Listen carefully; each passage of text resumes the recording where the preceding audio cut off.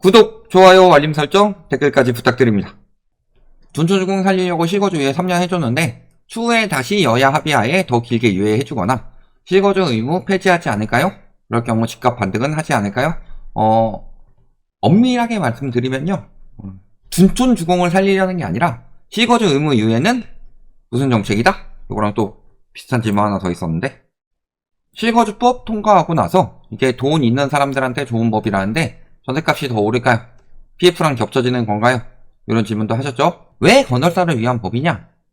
예를 들어서 둔촌주공 혹은 장위 등등 요 많은 가구들이 1.3 대책에 전매 제한 1년으로 줄이고, 그 다음에 실거주 의무 폐지, 요 두 가지를 보고 시장이 뛰어들었단 말이죠. 왜? 실거주 의무가 없으면 사놓고서 1년 뒤에 분양권을 팔 수 있으니까. 그러면은 분양권 투기에 대해서 생각을 해봅시다. 예를 들어서 둔촌주공이 한 13억 정도 했었죠. 13억짜리 분양을 받으면 보통 계약금이 1억 3천, 그 다음에 중도금이 한 6번 정도. 일반적이라면 그렇죠. 둔촌주공만 이야기를 하는 게 아니기 때문에. 그러면은 요것도 1억 3천씩 6번을 하는데 요 중에 한 2번 정도는 안 내도 됩니다. 그리고 중도금 대출을 통해서 내 돈을 거의 안 쓰고 요 부분은 어느 정도 해결이 가능하죠. 그러니까 계약금에다가 조금 더 여유롭게 마련해서 한 2억에서 3억 정도 가지고 있으면 일단은 이 13억이라는 분양권에 대한 권리가 있는 거예요. 그러면은 이 권리를 가지고 이게 13억짜리니까 내가 요 권리를 16억짜리에 팔겠다.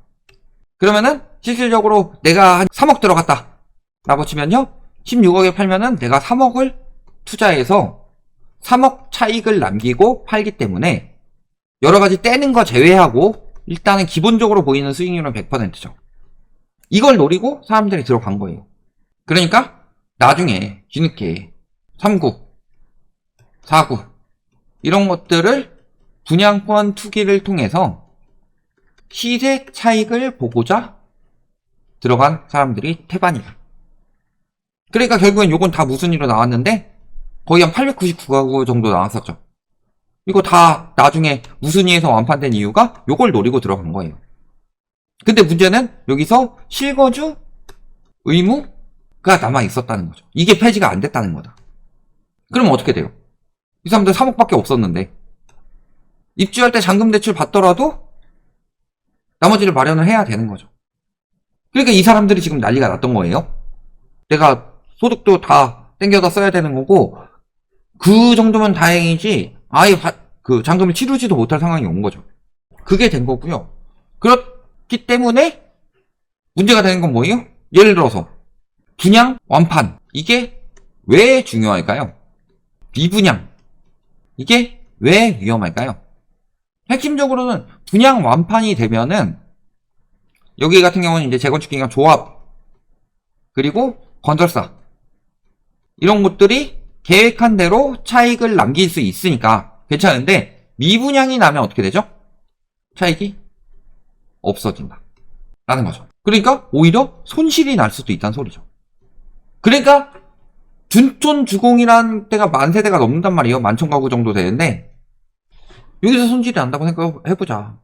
헬리오시티보다 저기 일반 분양 훨씬 더 많아요. 그럼 어떻게 되겠어요?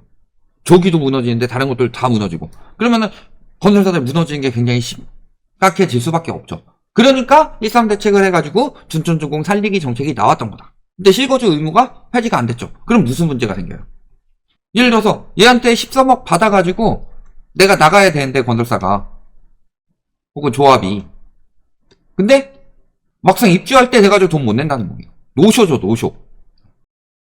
그러니까 미분양 다음에 정부에서 생각을 해보니까 미분양은 해소가 됐는데 미입주가 되면은 이때 터질 거 이때로 미룬 거밖에 안 되는 거 아니에요. 그러니까 뭐 한 거예요? 잔금 낼 돈 없는 사람들 뭐 해라? 전세 놔라. 잔금 낼 돈 없는 사람들이 전세를 놓게 되면요, 결국에는 어떻게 되는 거예요? 건설사는 노쇼 아니죠? 결국에 와서 돈 빌려서라도 어떻게든 먹고 가는 거예요? 그럼 건설사는 손실 안 보죠. 웬만하면 손실 안 본다. 근데 문제는 그렇게 됐을 때 이제 수분양자가 세입자를 받아서 해야 되는데 요거를 할 수가 있겠느냐. 지금 당장 돈이 없어서 예를 들어 13억짜리에다가 한 8억 전세를 놨어요. 그래서 내가 아까 3억 들어간 거에다가 2억 정도 어떻게 더 마련해가지고 겨우겨우 들어갔다.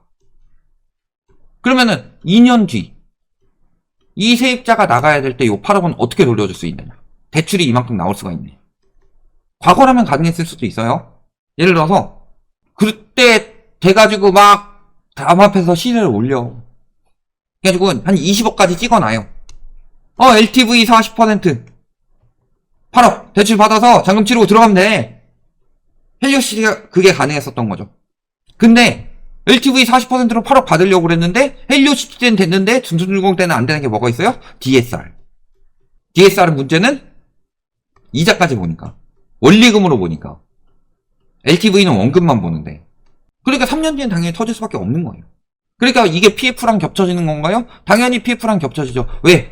결국에 미입주가 나가지고 건설사 자금 흐름이 좋지 않으면은 PF나 이런 대출 갚는데도 문제가 생길 수밖에 없고 그러면 건설사 붕괴 또는 금융권 붕괴까지 이어질 수 있다. 근데 가뜩이나 건설사 붕괴가 심하고 지금 금융권에서도 PF 문제가 굉장히 터지고 있어서 여기서 둔촌주공같이 커다란 단지들이 잔금을 못 내가지고 미입주가 많이 늘어나게 되면은 문제가 커질 수 있다라고 판단을 해서 유예를 한 거잖아요.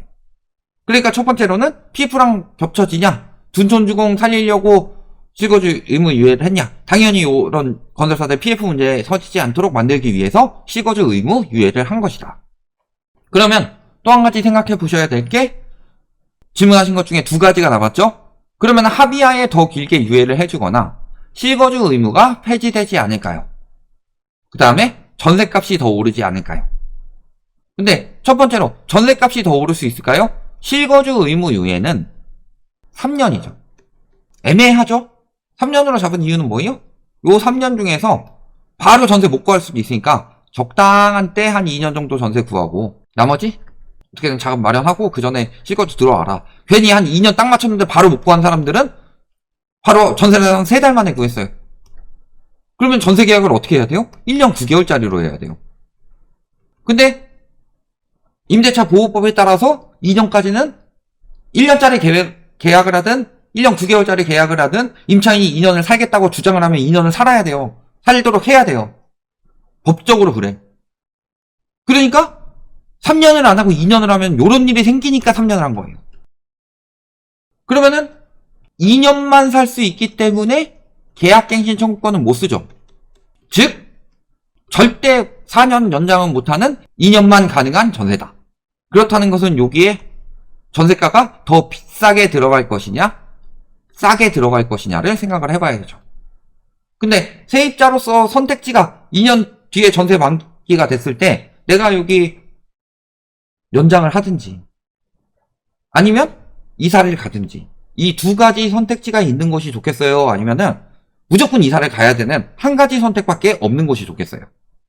당연히 두 가지 선택지가 있는 게 그때 상황에 따라서 전세가가 폭등을 하면은 내가 계약갱신 청구권에다가 전월세 상한제 사용해가지고 5%만 올려서 하는 거고 만약에 폭등을 하지 않는다면은 오히려 떨어진다든가 하면은 내가 나가서 더 싼 데로 들어가든가 아니면 역월세를 받든가 아니면 역전세분을 상한을 받든가 이런 식으로 생각을 해볼 수가 있는데 이 선택 자체가 아예 사라져버리는 거고 너는 무조건 이사 가야 돼. 2년만 여기 딱 살아야 돼. 근데 또 우리나라 생각해보면요. 우리나라 자녀들 학교도 보면요. 초등학교 6년, 중학교 3년, 고등학교 3년이에요. 2년이란 시간이 굉장히 애매하단 말이에요.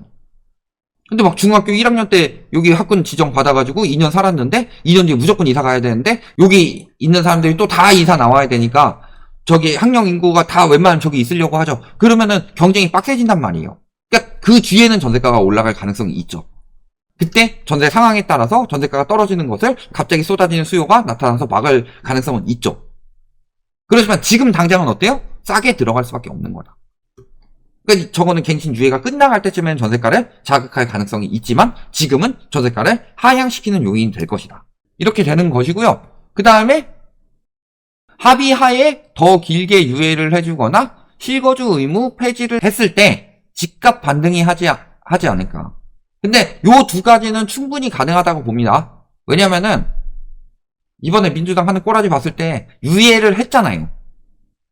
이거 국민들 여론 어느 정도 영향을 받을 걸로 보이는데 저 유예해준 거가 효과를 봐가지고 표가 떨어졌다라고 하면 더 안 할 거고, 유예를 해가지고 효과를 봐서 표가 늘어났다라고 하면은 충분히 더 유예라든가 폐지 방향으로 가려고 할 수도 있을 것 같습니다. 그렇게 될 경우 집값 반등이 될 것이냐, 이게 되게 애매하죠. 자, 투기꾼들 이론으로 생각을 해볼까요? 규제하면은 그러니까 매물이 줄어드니까 당연히 가격이 올라간다. 근데 완화하면은 여러 가지 가치가 높아져서 가격이 올라간다. 이 뭔 개소리야? 뭔 개소리야. 그렇잖아요. 반대로 생각해보면 규제하면은 여기에 있는 권리가 떨어지기 때문에 당연히 가치가 떨어져서 가격이 떨어지는 거고, 완화하면은 매물이 늘어나니까 공급 과잉으로 가격이 떨어지는 거 아니에요? 저거는 중요한 게 아니다. 어차피 실거주 의무 유예가 들어간 다음에 폐지가 되는 건요, 이제는 더 이상은 분양권 전매는 일단은 물 건너갔다는 소리예요. 그리고 결국에는 잔금 치르기 전에 갭투기들이 살 수 있게 만드느냐, 아니면 잔금 치르고 나서 실거주 한 다음에 팔 수 있게 만드느냐, 이 정도 차이인 건데, 요게 집값이 3년 뒤에 돼가지고 저게 집값을 자극할 만한 그런 완화책 수준은 아니다. 저런 것들이 지금 당장 폐지가 된다면요, 분양을 받는 사람들이 늘어나죠.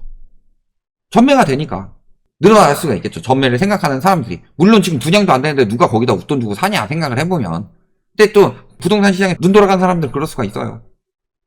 그런데 그런 것들 제외하고 생각을 해봤을 때는, 그때 그래가지고 둔촌주공이 매물로 나오느냐, 그래서 실수요들이 살 수 있는 선택지가 늘어나느냐, 아니면 매물로 안 나오는 대신에 저기에 실거주로 살아야 돼서 팔지 못하는 사람들이 수요가 사라져서 안 되느냐, 이 두 가지를 생각해 보시면 크게 영향을 줄 부분은 아니다. 이렇게 보시면 되겠습니다.